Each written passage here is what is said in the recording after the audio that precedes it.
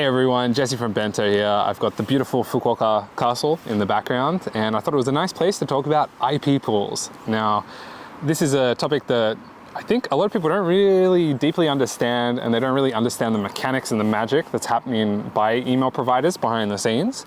And often this has a really large impact on your deliverability. And so in this video, I'm gonna talk about what IP pools are, how they work, and how you can be a little bit more in control of them. And by the end, you should know what's going on and you can take action and fix issues if you have them. So let's dig in. What is an IP pool? So an IP pool is a cluster of customers that all share the same IPs. So an IP pool in Bento, we typically do 2 or 3 IPs per pool, and there'll be a group of customers super similar to your business that all share that IP. So in Bento, just talking about like our strategy is, let's say you sign up, we've got a group of new customer IP pools. And if you're a new customer and you're a software business, we could use something like Clearbit to work out that you're a software business. We'll put you with other new software businesses. If you're an e-commerce store selling, I don't know, umbrellas, maybe we would put you in new IP pool with other customers selling raincoats and stuff, right? You kind of get the gist. It's not that granular. I wish it was, but maybe when we're bigger it will be. But we're basically trying to strategize how to group similar customers with similar sending behavior. Now, in that IP pool, those 10, 20, 30, 1,000 customers are all sending on the same IPs. Now, usually that's all pretty good.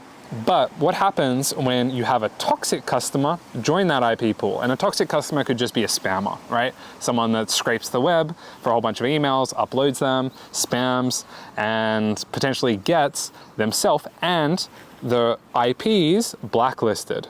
So if that happens, a toxic customer comes into the pool and spams, those IPs' reputation will drop, either with Google or Gmail or Hotmail. It's generally pretty granular, actually. It's not all of them, it's not everyone. It's usually a provider, Gmail or Hotmail or Yahoo, will blacklist the IPs, and every customer in that IP pool emails will start not getting delivered.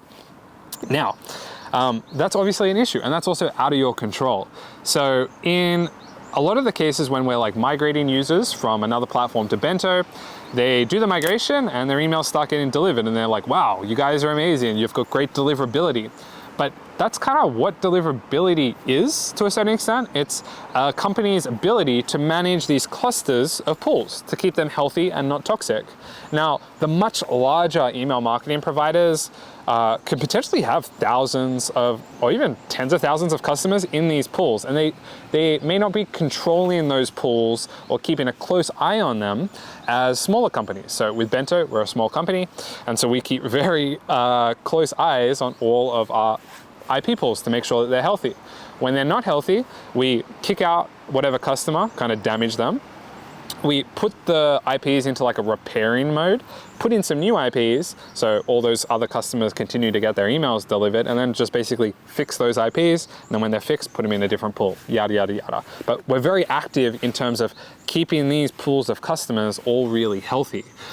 Now, when you are with a competitor and you're not with Bento, and you notice that, hey, 1 month they went from a 50% open rate to a 10% open rate, generally, and like nothing has changed, your email growth has been steady, all your metrics basically look good up until that point, right? Like you weren't getting list bombed, your newsletter was going out, and it's just the basic same, but your deliverability drops, usually is indicative that the pool has an issue, and maybe it's an IP thing, maybe it's not a you thing.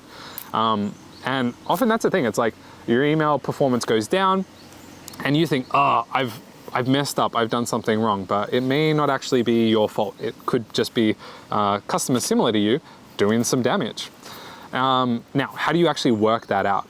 So to work that out, you can go to Google Postmaster. If you go to Google Postmaster, then you go to the IP reputation area. It'll actually show a breakdown of all the IPs that you're sending on, and if they're rated good, medium, or bad.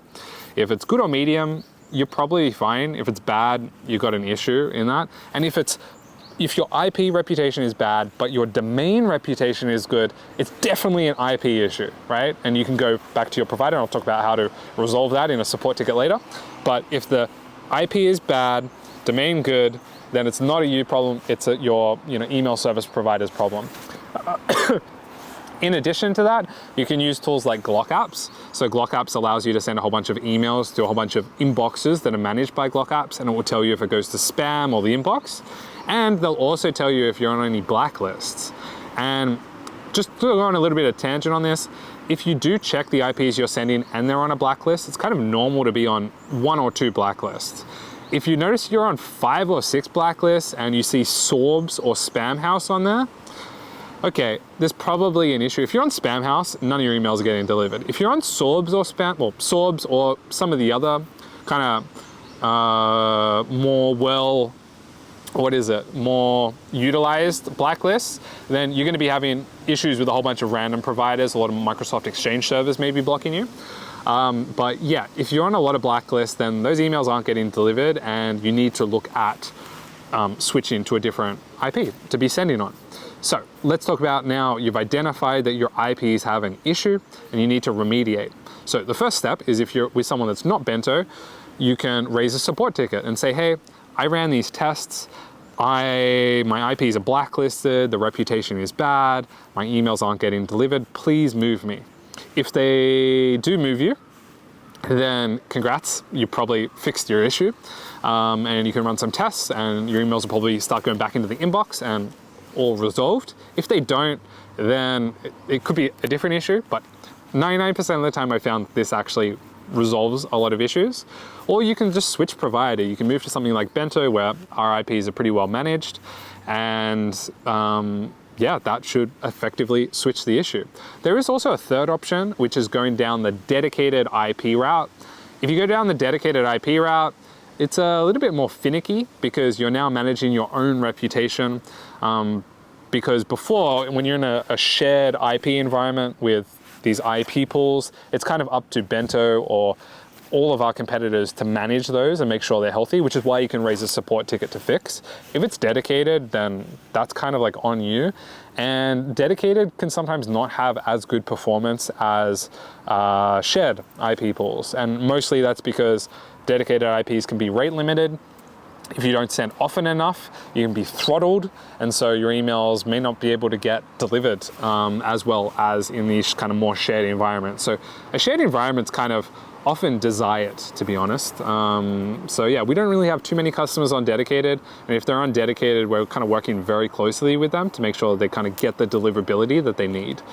So yeah, they're your 3 options to resolve. So step 1, identify you've got an issue, use Google Postmaster, use Glock Apps. Once you've identified you've got an issue in that IP pool, raise a ticket, move to a different IP pool, confirm that works. If that works, all good. If it doesn't work, then it's probably a different issue, and you can either message us or join our Discord to help kind of debug that, or maybe I record another video debugging domain and list issues. Or yeah, I guess you could go down you could switch providers, or you can go down like the dedicated IP route. So yeah, that is effectively IP pools and how they kind of work. And to summarize, IP pools are a cluster of customers. You are in there. If there's an issue with any of those customers, it'll impact you. So yeah, hopefully this video was informative and helpful. If you have any questions, let me know. And other than that, I'll see you guys in the next video. All right, ciao, bye.